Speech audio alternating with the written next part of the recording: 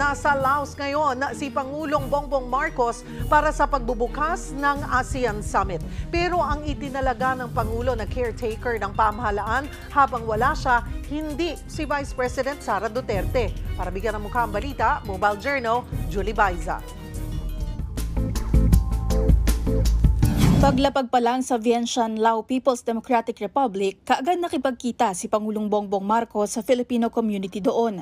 Mainit na naging pagsalubong na nasa 400 kababayan natin. Aminado si PBBM na nagulat siya na maraming Pinoy sa Laos.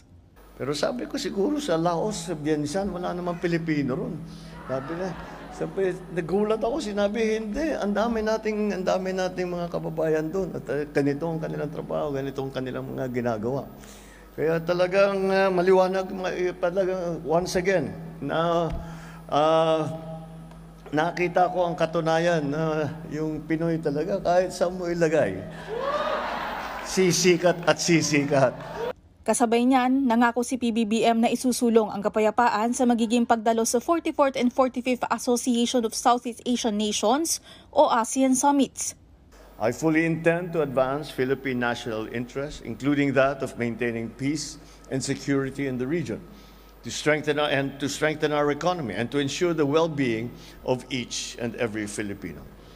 The world and our region are facing challenging times. Inilatag din niya ang magiging pulong sa business sector doon para makapanghikayat ng mga mamumuhunan sa bansa.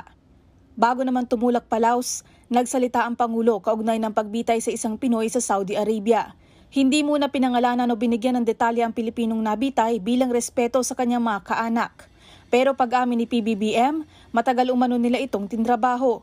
I came upon it when I came into office and they told me it's an old and as I said, I guess Saudi tried to exhaust all possibilities.